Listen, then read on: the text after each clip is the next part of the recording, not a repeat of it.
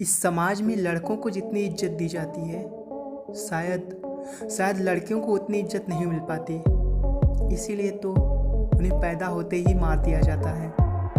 क्या हो जब एक वक्त के बाद यदि समाज में कोई छोटी बच्ची ही ना बचे।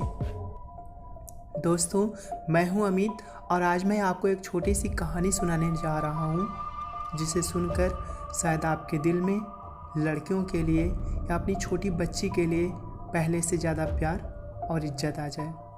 यह कहानी है दिल्ली के एक छोटे से घर की, जिसमें 12 साल की छोटी बच्ची श्रेया और उसके पिता मुकेश रहते थे। श्रेया के जन्म के कुछ ही दिनों बाद उसकी माता चल बसी। श्रेया का लालन पालन उसके पिता मुकेश ने जैसे तैसे किया।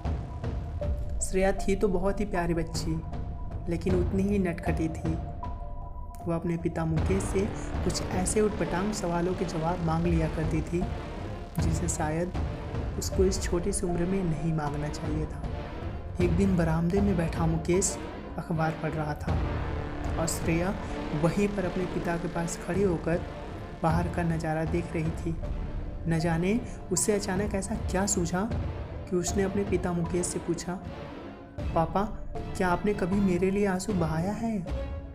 श्रेया का यह प्रश्न सुनकर मुकेश आश्चर्यचकित नज़रों से श्रेया को कुछ पल के लिए देखता ही रह गया और उसके बाद उसने श्रेया से कहा, हाँ बेटा, मैंने तुम्हारे लिए आंसू बहाया है।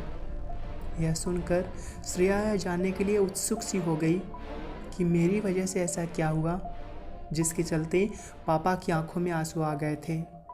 फिर मुकेश ने श्रेया से बोलना शुरू किया, बेटा, जब तुम 8 महीने के थे ना, तब तुम्हारे सिवा मेरा इस दुनिया में कोई नहीं था। तुम्हारी माँ हम दोनों को छोड़कर पहले ही जा चुकी थी। तुम एक लड़की होने के नाते बड़े होने पर समाज तुम्हें बुरी नज़र से देखती। मैं चाहता था कि तुम बड़े होकर समाज के लिए एक आईना बनो और यह समाज तुम पर गर्व करे। इसीलिए मैंने एक दिन तुम्हारे साथ खेलते खेलते तुम्हारे पास 3 चीज़ें रखी, जिसमें पैसा, खिलौना, पेन और पेंसिल था। मैं यह देखना चाहता था कि तुम इन तीनों चीज़ों में से किसे हाथ लगाती हो और अपना भविष्य किस में देखती हो। मैं तुम्हें देख ही रहा था कि तुम घुटने के बल पर सामने से मेरी तरफ आ रही थी।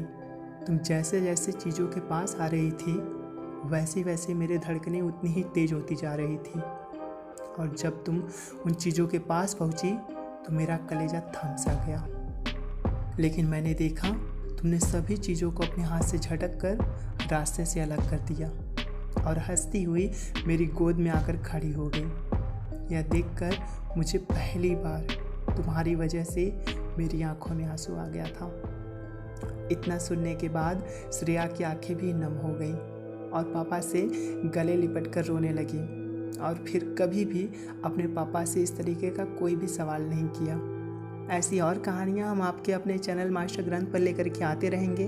तब तक के लिए बाय बाय, टेक केयर।